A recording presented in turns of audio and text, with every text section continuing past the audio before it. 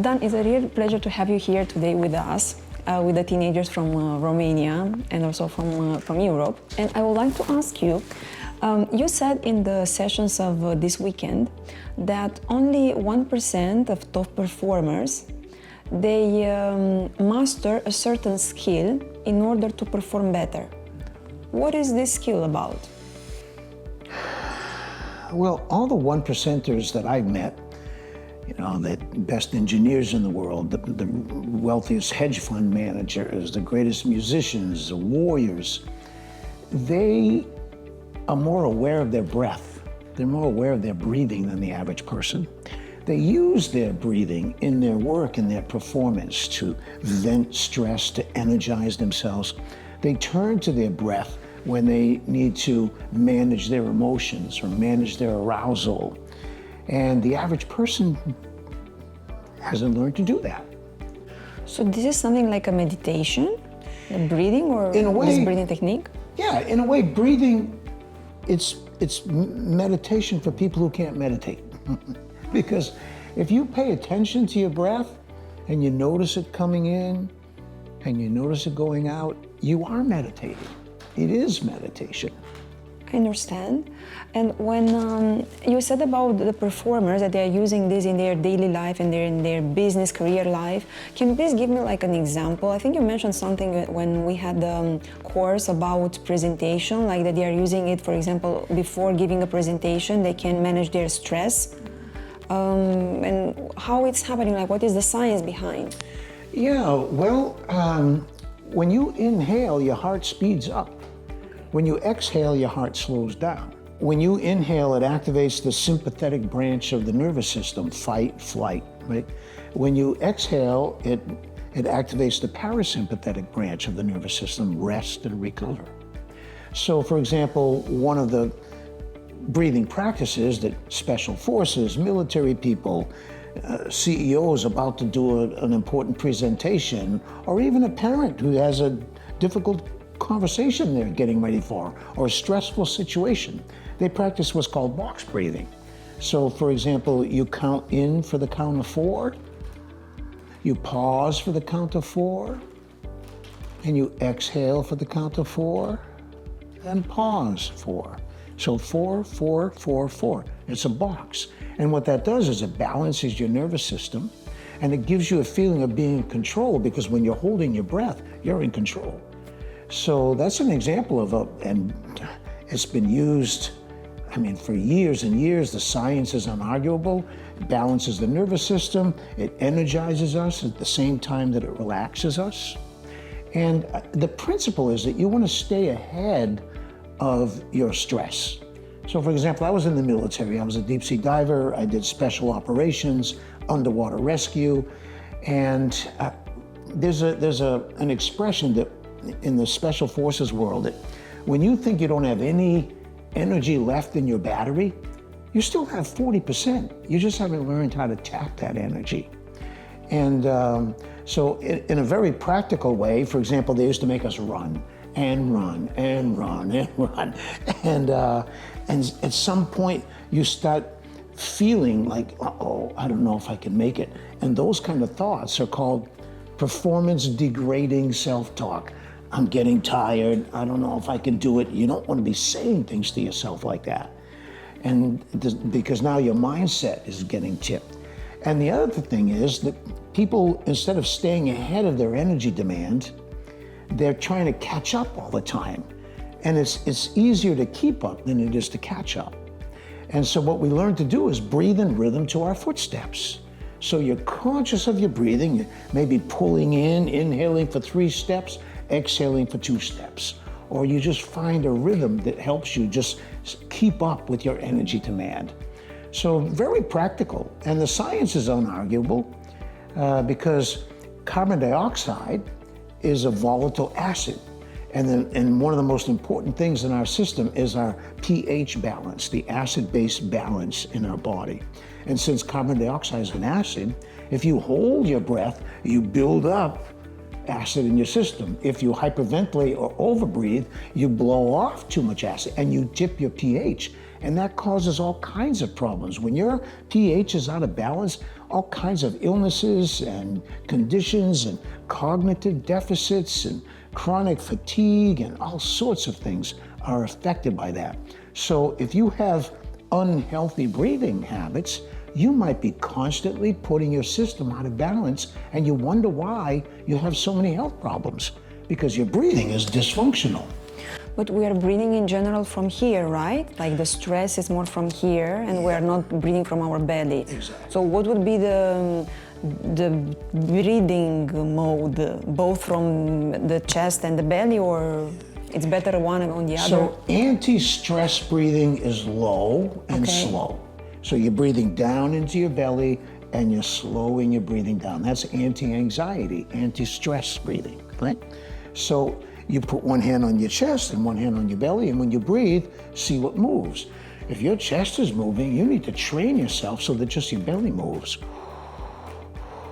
and the chest is resting, because otherwise you're constantly triggering anxiety. And it's just because of your unconscious breathing patterns. But this can be used, this technique can be used as well for the youth people, teenagers, youth people, that they are in stress. For example, I've been recently in Paris on the streets, and I took interviews from several teenagers and young people. And some of them, they told me that they don't have goals, like, or plans or something about their life, because when you plan something, then you are going to be stressed about that thing to accomplish it, and then it's better maybe not to have plans and just to live in the flow, because they cannot manage the stress. And this is a type. And also I met also in Paris other type of the students that they believe that, okay, they have goals, they are very well in planning, they know what they want, but they live in the future and they are so stressed to get that thing that they don't enjoy, like they didn't enjoy Paris and the food and everything from there, being a student there. So how they can use the breathing in keeping up with the daily stress. Sighs of relief. Sighs of relief. Train yourself from time to time to just take in a long inhale, an inhale that's twice as big as usual, and then let go. And start to do that whenever you start to get anxious, when you start stressing. Long, slow inhale, twice as big as normal. And then when you let the exhale go, let your jaw go, let your shoulders go, release some physical tension. And what you said about stress and goals is really interesting, because your goals, your dreams should give you energy. It should trigger your creativity, unless you're doing something because you think you have to, or someone's making you do it. Then it's always going to be draining and difficult and exhausting. But if you have a dream, if you have a goal, it should, you're excited to wake up in the morning. What can I do to move towards that goal? So we control three things. We control our focus, we control our self-talk, and we control our physiology. And especially teenagers, because holy cow, the chemicals in your system are just wild and raging, and hormones. And so regulating your breathing regulates your chemistry, regulates your hormones. And so practicing rhythmic breathing, practicing slow breathing. There's a breathing practice, a technique called coherent breathing, where you practice breathing in 5 seconds, out 5 seconds. Breathe in 5 seconds, breathe out 5 seconds. And this balances your nervous system. It slows down all the chaotic stuff. And but it's not taught in schools. We're not trained to do that, right? You eat 3 or 4 times a day. You go to the bathroom several times a day. And so what you need to do is practice a little bit, a minute or two of breathing several times a day, and you will be a peak performer. It just puts you ahead of the rest of the people, because they're not managing their emotions, they're not managing their energy, their chemistry is going crazy, and so it's more difficult to think and to perform and to be creative. But as soon as you control your breathing, you control all that other stuff. It's very interesting what you're saying, and it seems to be a technique that everyone can grab it and have it. See, people who work in high stakes life and death situations, they're trained to breathe, because lives are lost, millions of dollars are at stake. But everybody has their own high stakes situations. And so stress isn't the problem. How you respond to stress is the problem. What you think about, what you tell yourself, that's what, and how you react to it. And so what you do is you choose a very resourceful response to stress, and you learn how to channel your energy. And when you learn to channel, otherwise it's just chaotic, creating chaos in your system. But as soon as you get it, and you kind of grab the energy, the stress with your breath, and you channel it through your breath, and it relieves your body-mind system of the stress. I saw that when you were breathing, when you showed us the breathing, you inhaled, like, and then you just did the relaxation, like it was not controlled, right, the exhalation. Yeah, I practice what I preach, and it works. I'm 74 years old. I never get sick. I never get tired. I've been to 70 countries because I can energize myself with the breath. I can recover more quickly.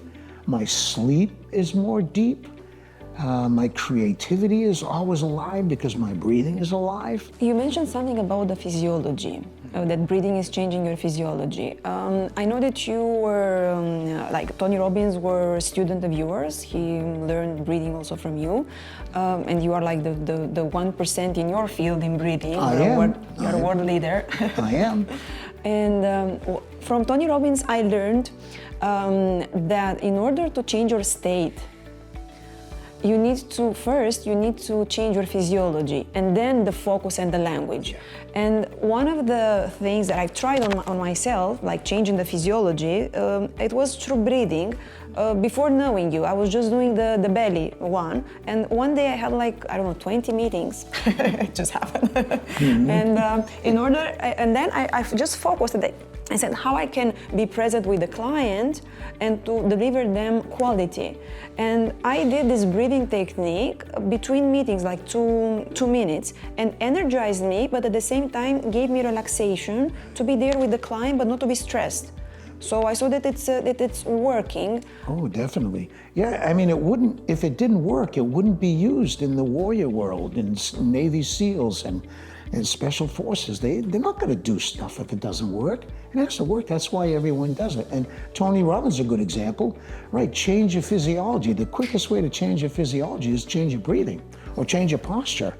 And he teaches the very energizing breath, right? But he also teaches us meditation that quiets the mind. So that combination of being able to energize yourself and also calm yourself down, you can use the breath to do both. It's very interesting what you're teaching here. I would like to ask you something about your life. It's a question because I heard from you how you've started all this journey, and I remember just stuck in my head the image when you mentioned that your wife decided to follow you in the world while you started to learn from your teacher at that moment, and also your kids, and you didn't have the money. And how a performer, how do you arrive to such a performance, being 1% in your field and a world leader in breathing, and from no money and from no you didn't have people to help you? And I'm asking you this because in general, young people and teenagers, they believe that I will just do it very fast and immediately. And so what is the reality? How was your journey? If you're committed to something and you don't make excuses for not doing it, and you don't let other people get in your way or talk you out of it or discourage you, you choose your friends wisely, right? If some people, you'll never be able to do that, that's silly, nobody, you don't want those kind of people in your life. You want the kind of people who go, yeah, you can do it. And if you ever have any doubt, you can call me up and I'll encourage you. We need people like that in our lives. And I was blessed and fortunate that I had people like that in my life. And I knew that if I got in a lot of trouble, there was somebody I could call who would help me. And a lot of times we're worried about things that may never happen. But we're putting a lot of energy in, what if this happens? What if that happens? What a waste of energy.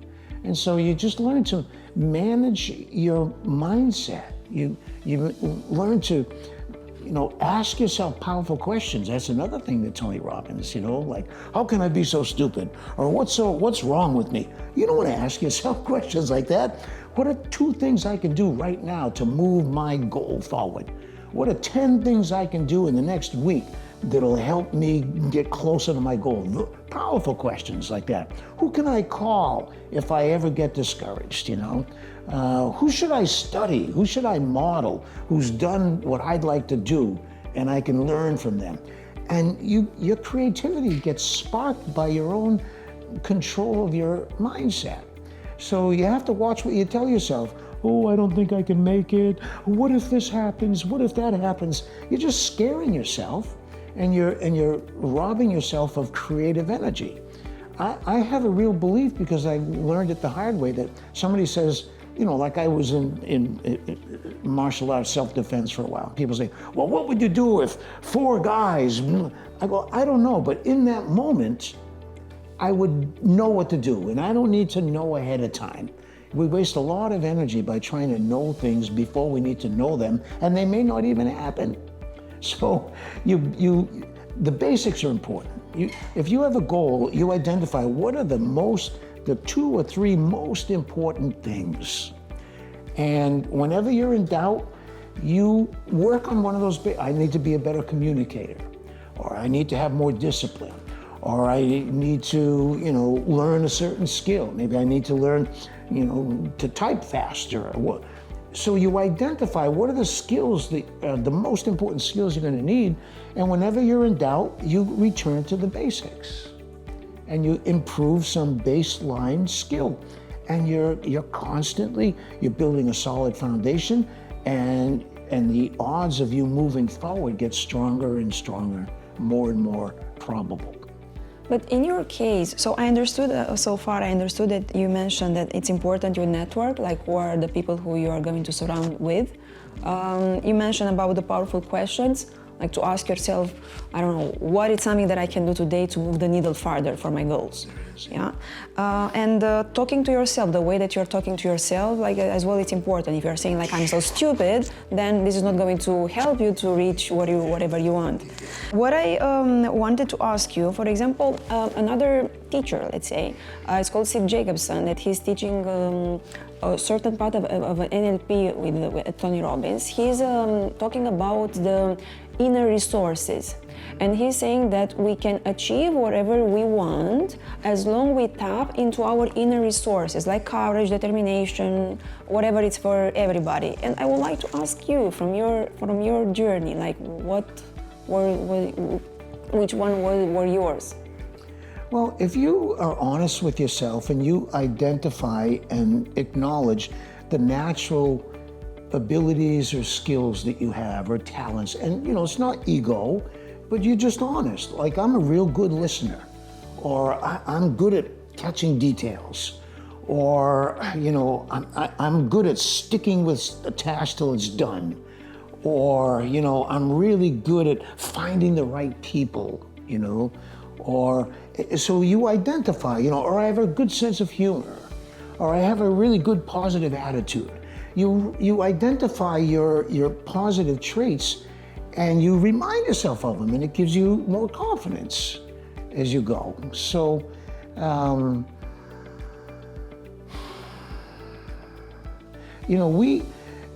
you do have to believe in yourself, and you have to just know that, look, I can accomplish what I want to accomplish. I'm smart enough, I'm strong enough, I'm creative enough, and talking to yourself like that is really important. And even in the mirror, talk to yourself like that. So you build up the natural resources you already have, and you strengthen them. Flexibility. Wow, I can't try, this didn't work, okay, I'll try this. Oh, that didn't work, I'll try that. Thomas Edison had 10,000 failed experiments before he invented the light bulb. We fail forward. Every time you fail, it's not a bad thing. You just learn something. You eliminate a possibility. Now you're in a better position than before you failed. So if you're really set on a goal, if you really want to accomplish something, if you don't have a goal, then that all your creative energy doesn't have anywhere to go. It goes here, it goes there, it goes here, it goes there. So you got to learn to channel your energy. So you need a big why, and not so much the what, but the why, right? How will I feel when I achieve my goal? And put yourself in that feeling. Future, do some positive futuring. There's really a lot of people, use that. Very successful people envision the positive future they want to accomplish. They haven't accomplished it yet, but they create the feelings that they'll have when they do accomplish it. And there's a brilliant Harvard study called cognitive reframing. And so when you get anxious, or you get fearful, or you get doubtful, really it's about anxiety. Instead of whatever you use, say, I'm starting to get nervous, my palms are getting sweaty, what if I forget my lines, what if I look stupid? Okay, so now you're getting anxious, and what you do is you recognize anxiety as life energy, because it's aliveness. So you say out loud 3 times, I'm excited, I'm excited, I'm excited. And when they compared that, it makes more difference than 20 minutes of a mindfulness practice. Just out loud saying, I'm excited, I'm excited, I'm excited 3 times, and it works better than 20 minutes of mindfulness meditation. So there are some simple things that really work, but we have to be conscious of our energy and observe our thoughts and pay attention to our emotions and learn to manage our energy. And that's what breathing does. Breathing gives us a handle on our energy so we can manage ourselves. People who succeed, they're good at time management, they're good at managing people, they're good at managing money, but first of all, they're good at managing themselves. Yeah. So all the emotions. Oh yeah, emotions are powerful. And when they're activated, when they're triggered, it takes a minute or 2 for all those molecules, for those chemicals to run their course to get back. So if you get activated emotionally, a good thing to do is don't talk, don't do anything, wait until that emotion passes so you can think more clearly. And in the meantime, for that minute or 2, you breathe, and you're controlling your mental state, you're regulating your mental energy. And if it's a sad, depressing emotion, you know how to breathe to up-regulate your energy. If it's energy that makes you want to panic, the emotion that makes you want to panic, then you learn how to down-regulate your emotions. And anyone can learn this. It's a skill.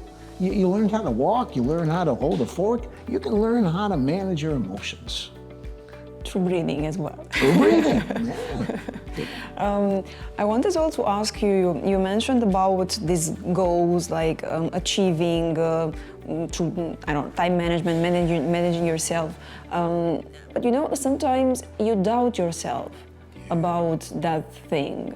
And even when maybe, for example, at that moment, there were not like a lot of people in the world doing breathing techniques. And you were one of the first starting this.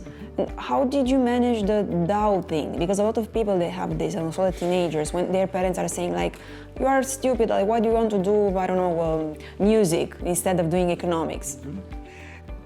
First of all, you acknowledge it. Yeah, we all doubt ourselves. I still feel like an imposter. I've been teaching this for 50 years, but every now and then I think, what do I really know? How can I really help people? That never goes away. So you expect it. And you just expect it. And when it comes, you talk to yourself as if you were trying to encourage someone else in that moment. You develop a good nurturing voice to balance that toxic voice, and you give yourself the advice that if you love somebody, you wanted to encourage them and uplift them. We know what to say in those moments when we're trying to help somebody else. So we just turn that skill onto ourselves in that moment. So giving support to ourselves. Of course, yeah. Treating ourselves as the best friend or as our child. Yeah, because someone was saying, that if you have a child and it's doing something wrong, would you scream at that child? Or you would say, not a problem, I would encourage you to go farther, so why not to do the same with yourself, right? Why beat yourself up? You wouldn't beat up the Yeah, we got to learn to love ourselves and support ourselves and encourage ourselves. And it sounds fake and it might feel fake when you first start, but everybody who's ever succeeded and accomplished something extraordinary learned to do that. Okay.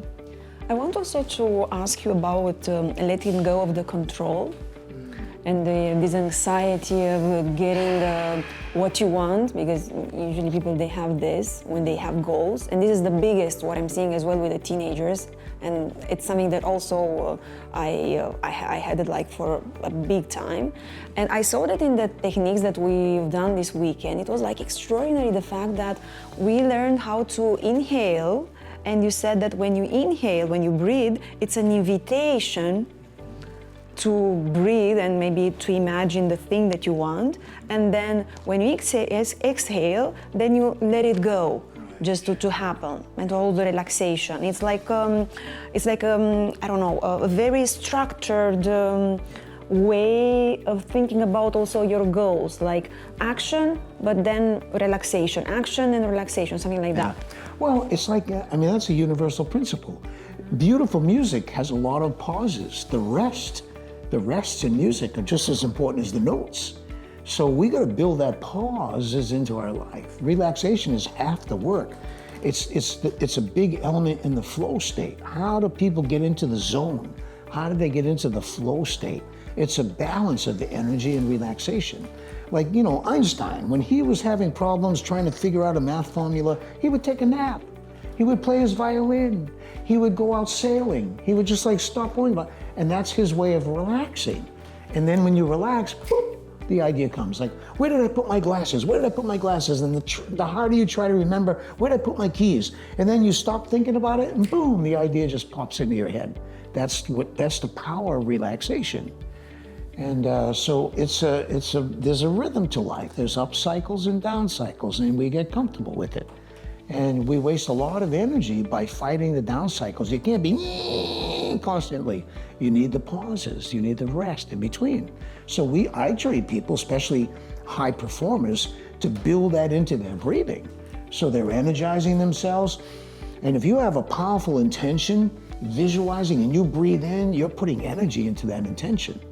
And then when you exhale and let go, as the air comes out, it leaves an empty space behind and something can come in. So you can enjoy and you can receive on the exhale.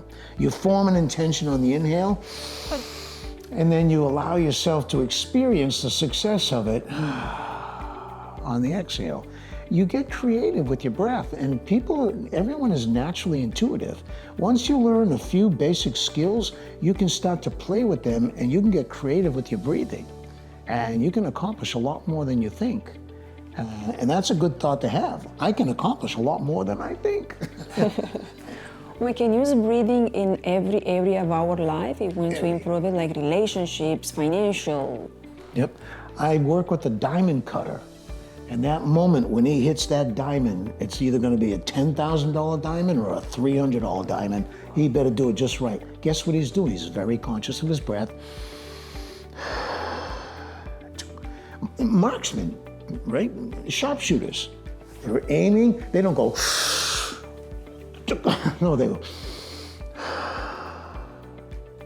And in that pause, that's when real flow can happen.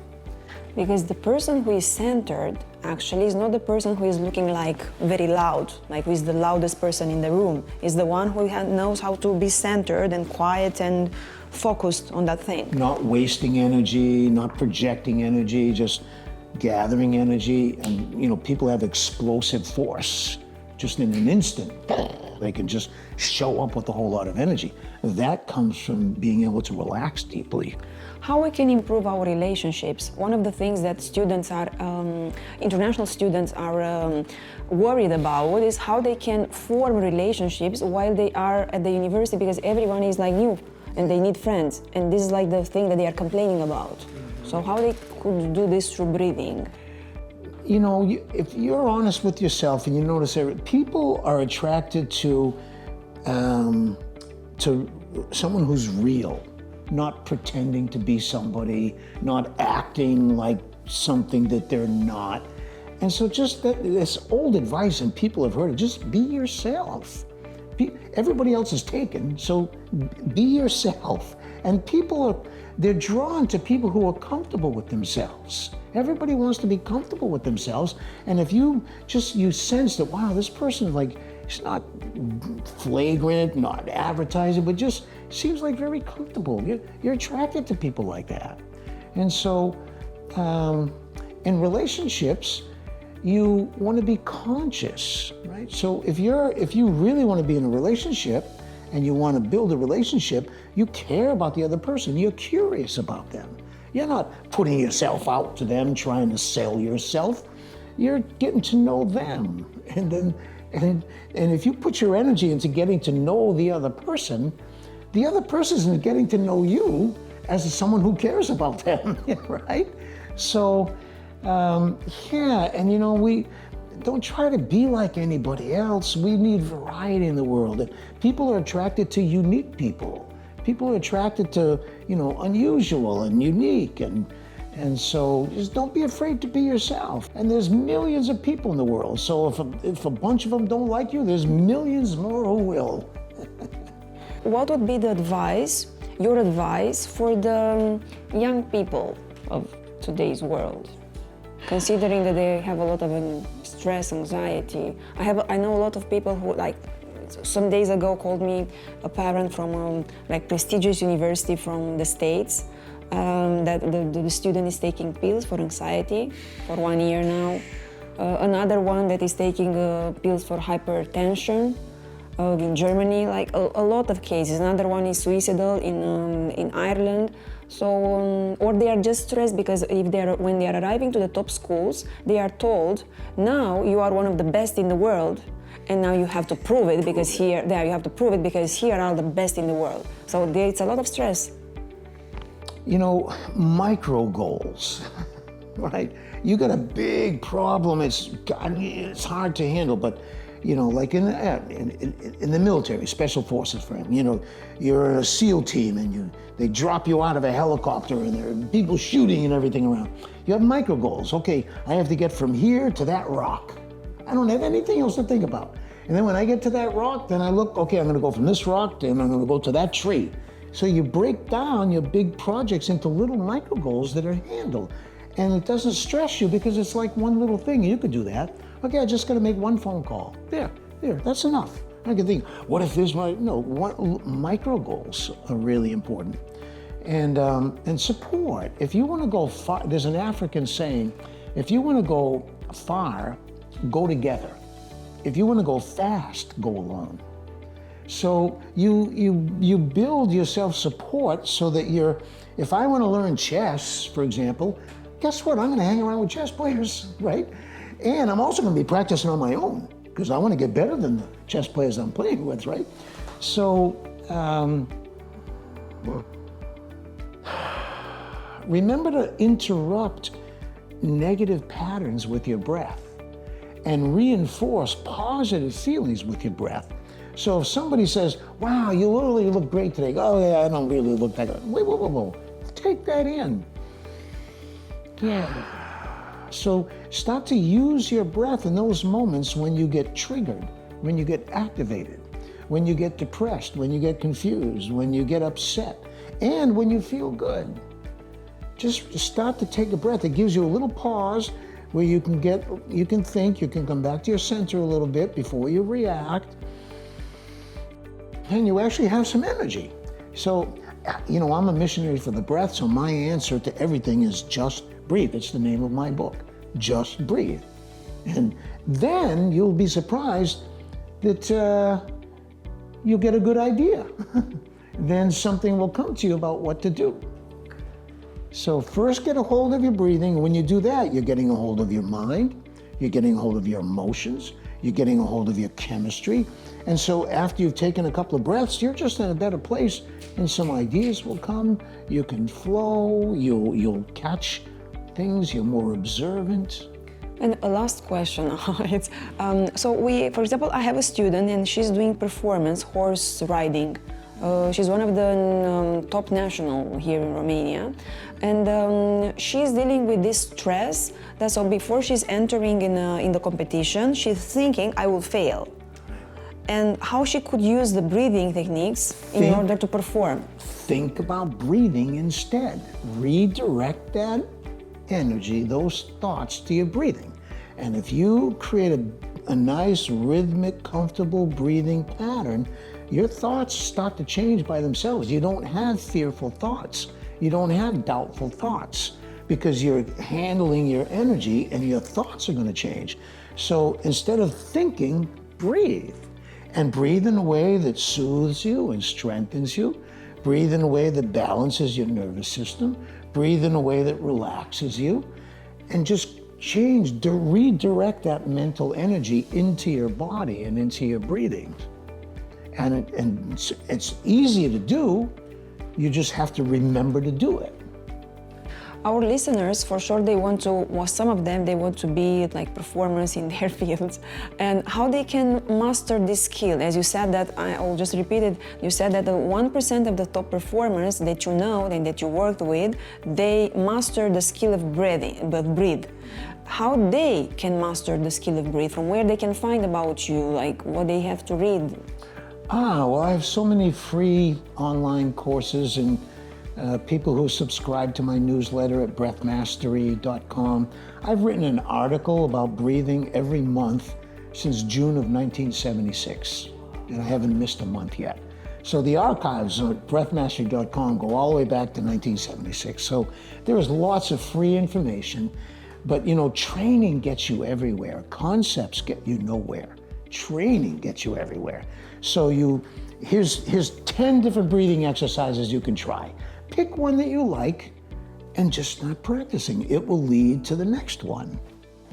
So I'm thinking that if, let's say, universities will be more open, like international universities be more open to focus on the real well-being of their students, with, for example, with such a technique, then they are going to have more performers at the university and the dropout rates are going to decrease.